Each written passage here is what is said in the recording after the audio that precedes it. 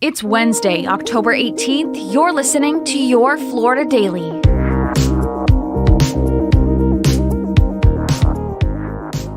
I'm Katrina Scales. Authorities say a black man who spent more than 16 years imprisoned in Florida on a wrongful conviction was fatally shot by a sheriff's deputy in Georgia during a traffic stop. The Georgia Bureau of Investigation identified the man as 53-year-old Leonard Allen Cure. Cure had been exonerated 3 years earlier with the help of the Innocence Project of Florida. According to investigators, a deputy pulled over Cure as he drove along I-95 near the Florida-Georgia line. He got out of the car at the deputy's request and cooperated at first, but became violent after he was told he was being arrested. The Georgia agency said preliminary information shows the deputy shocked Cure with a stun gun when he failed to obey commands, and Cure began assaulting the deputy. They said the deputy then drew his gun and shot Cure when he continued to resist. The agency did not say what prompted the deputy to pull over Cure's vehicle. Just 2 months ago, Cure received $817,000 in compensation for his conviction and imprisonment from the state of Florida. Cure was convicted of a 2003 armed robbery of a drugstore in Dania Beach, despite no physical evidence or solid witnesses to put him at the scene.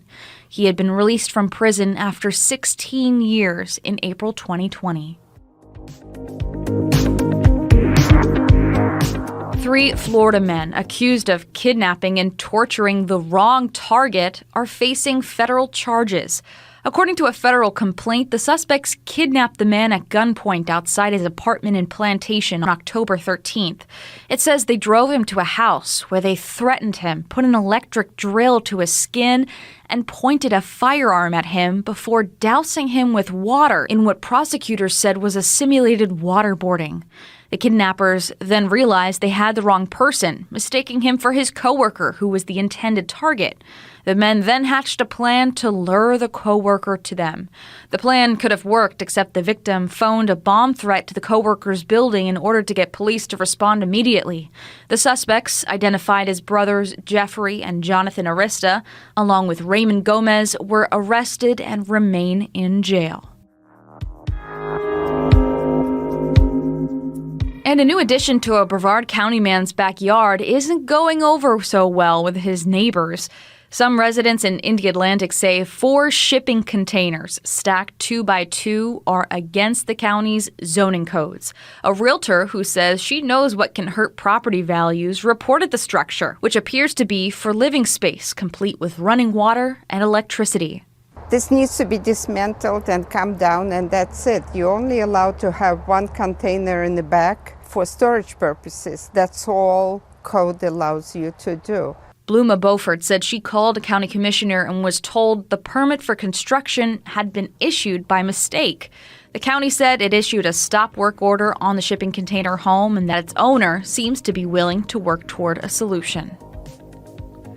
You can find these top stories along with breaking news, weather, and traffic all day on clickorlando.com. And now, a completely random Florida fact.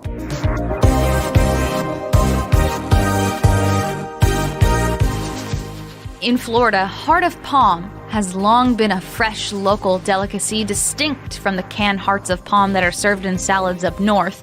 Bessie Gibbs and her husband made it famous in the South when they opened the Cedar Keys Island Hotel in 1974. Bessie, along with the hotel chef, created a heart of palm salad featuring colorful fruits, candied ginger, and topped with green peanut butter ice cream. The result is a salad unlike any you've tasted before, and it's still served today at the Island Hotel and Restaurant. Your Florida Daily is produced by News 6 WKMG in Orlando. I'm Katrina Scales. Subscribe for new episodes wherever you like to listen.